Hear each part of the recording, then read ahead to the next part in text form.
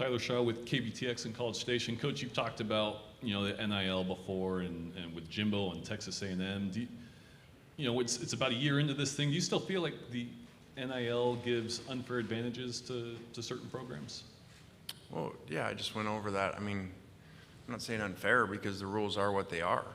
And so, I just said it in there. People have different salary caps, and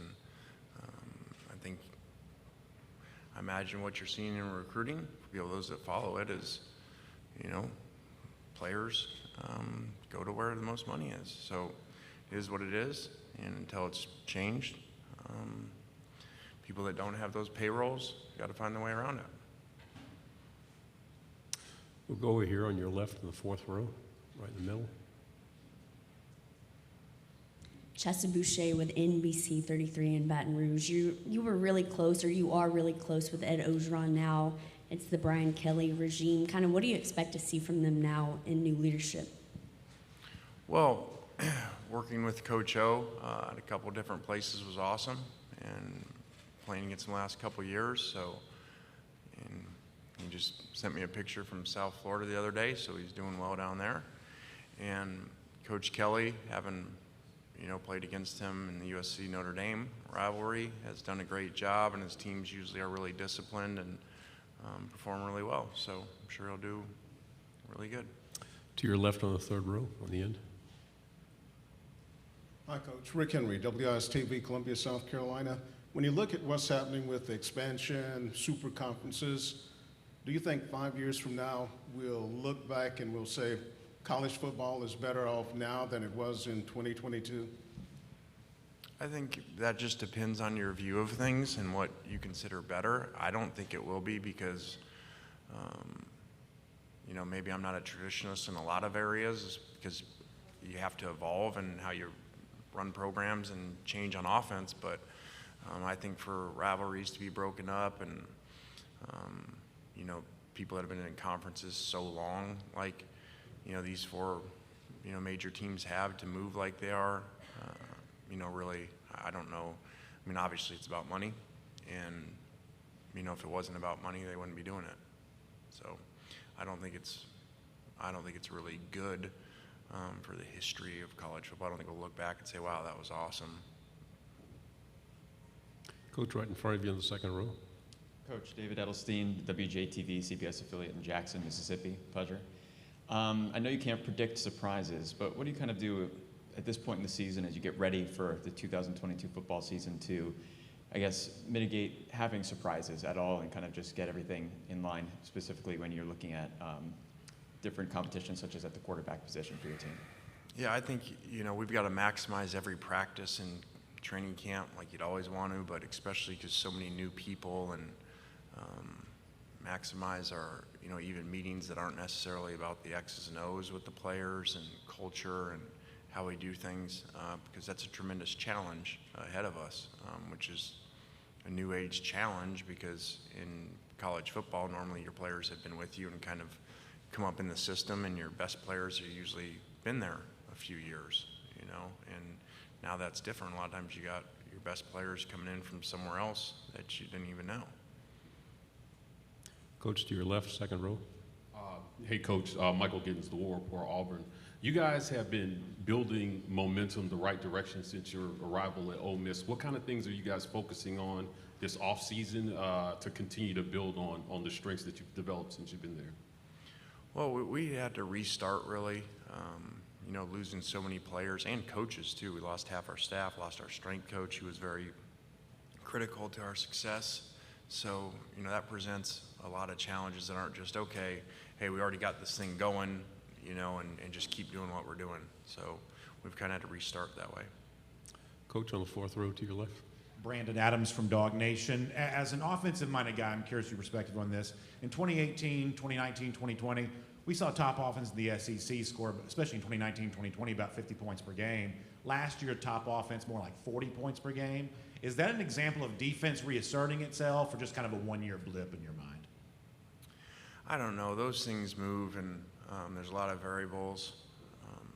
And sometimes there are years where teams have injuries, and so, a conference may not have as many good defensive players or something that year, or you just, 2 years ago had the unbelievable quarterback play in the SEC. And so I think that's kind of always changing. But I do think things come full circle, and, offenses move and do something different, and defenses change and catch up with them. And that's why most people's teams don't look anything schematically like they did 10 years ago. We'll stay on the front row here for two more. Okay. Coach Johnny Connon, ABC 3340 in Birmingham. Obviously, you get a lot of Alabama questions. You were there. But I wanted to ask you a few questions, or just a question about Auburn. Obviously, Coach Harsin, they got you last year down in the Plains, and this offseason's had a fair share of distractions. I'd like to ask you about the job performance that he's done so far, and just the state of Auburn football as they head into this season. Well, I'm not here. Wouldn't be good to, you'd know a lot more about Auburn football, where it's at, than me. So, we all have challenges. This league is rough, and, so we got a lot of challenges ourselves, so I'm not really familiar with theirs. I just know we haven't played as well as we should the 2 times we played them. Okay. CBS 42, Taylor Kaufman here. What's going to make this year a success for you? I don't put numbers, ever, win this many games, and because there's so many variables that happen throughout a season. So, success is just doing the best that we can, developing our players on and off the field.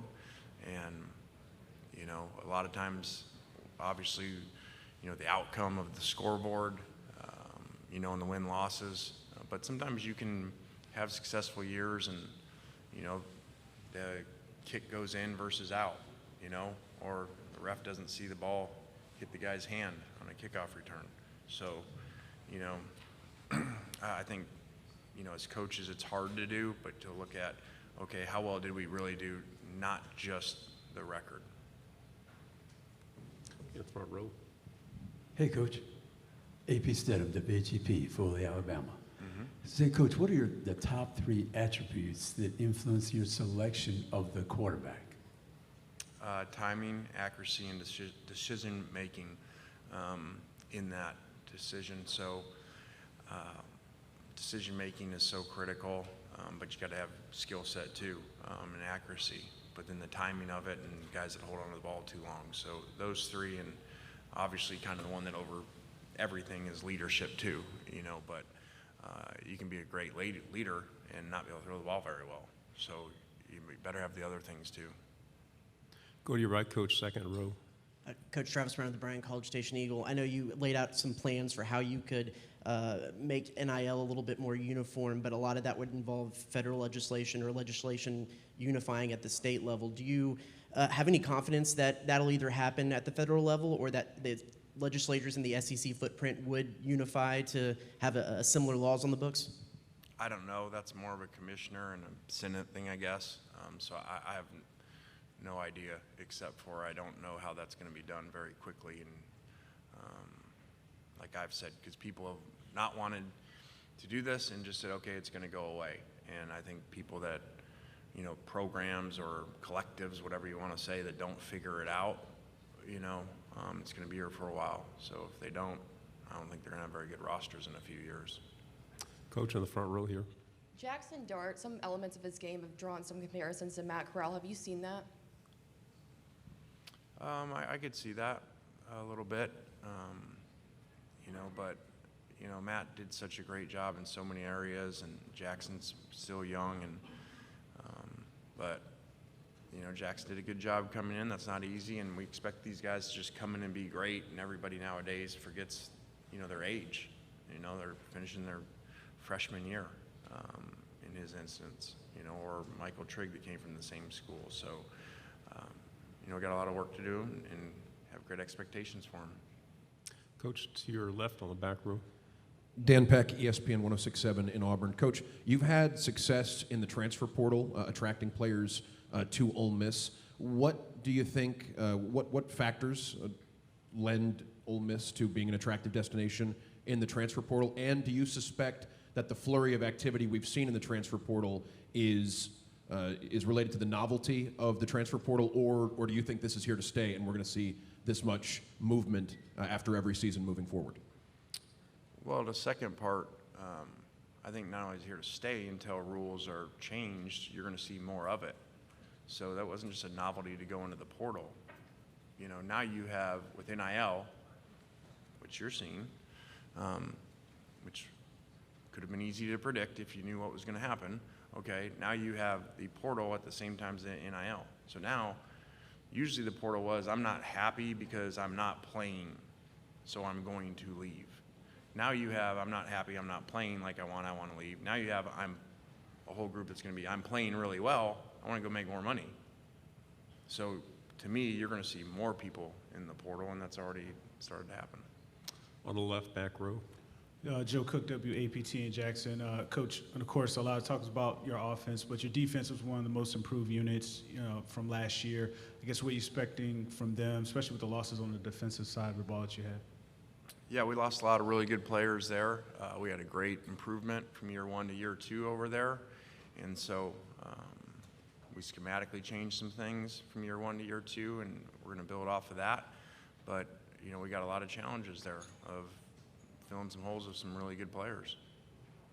2 final questions over here to your left, and then the gentleman behind. Coach, quick follow-up to the question, to your comment about losing your strength and conditioning coach. Probably one of the more important positions that doesn't get talked about enough. What kind of things are you guys doing to manage that during this critical time where players are building the strength for the season to keep them on track for making the physical progress that they need toward the season? Well, the off season's hard, to evaluate too, because remember, we're not really there for everything and not really allowed to coach them, as much with the rules. So, it's always kind of interesting when camp starts to see where they're at physically, and you can, you never know for sure. And now you have a whole new world because they're coming from other places, so they don't even know your off-season workouts. And some guys, coming a year ago, some guys coming a semester ago, and some guys coming half a semester ago. So off-season is very different than it used to be. Final question, third row, please. Here, Coach. It's Anwar Richardson. I cover Texas for OrangeBloods.com. Coach, I was just wondering about maybe 2016, you working with Steve Sarkisian, obviously with you as the OC, but just kind of what that experience was like working with Coach Sark and the things that you may like as far as his attributes as a coach is concerned. Well, I joke with him, by the way, like we were offensive coordinators the same year there. I was undefeated and he was 0-1, in his coordinator game. So he's done it. He'll do a great job. I know the record wasn't what people wanted to see, but those are hard years to go through, and sometimes they're the best because you got to come in. When you're not having success, you see who's really on board, and so a lot of kids, ended up leaving, and he's redone a roster, and and recruited and doing a great job recruiting. So I think he'll do a great job. I know he will. Thank you, Coach. Appreciate your All right, guys, time. Thank you.